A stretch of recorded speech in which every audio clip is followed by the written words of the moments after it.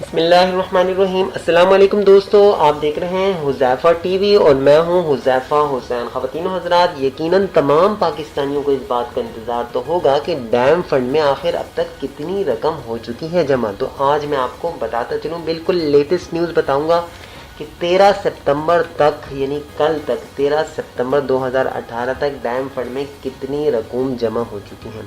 یہ تو یقیناً آپ سب کو معلوم ہوگا کہ اس ملک میں پانی اور بجلی کی کتنی قلت ہے۔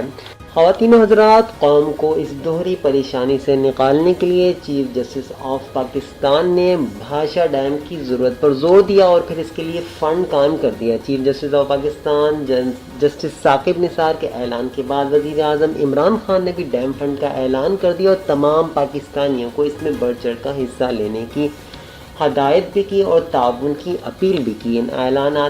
ان تمام اعلانات کے بعد پاکستانی اور بیرون ملک پاکستانیوں نے ڈیم فنڈ کے لیے بڑھ چڑھ کر حصہ لیا اور حصہ لے رہے ہیں۔ اس کام کے لیے پاکستان کے متعدد اداروں کی جانب سے بھی اپنا حصہ ڈالا گیا۔ ہر طبقے سے تعلق رکھنے والے پاکستانی نے ڈیم فنڈ میں حصہ ڈالا۔ گزشتہ دنوں آرمی چیف قمر جاوید باجوہ نے بھی چیف جسٹس آف پاکستان سے ملاقات کر کے پاک فوج کی جانب سے ڈیم فنڈ کے لیے 1,59,19,000 روپے کا چیک دیا۔ جی ہاں فرینڈز، پاک فوج نے 1,59,19,000 روپے کا چیک دیا۔ اس کے ساتھ ساتھ بتاتا چلوں کہ 6 جولائی 2018 سے قائم چیف جسٹس کے ڈیم فنڈ میں 13 سپتمبر 2018 تک 3,15,42,45,727 روپے اکٹھے ہو گئے ہیں۔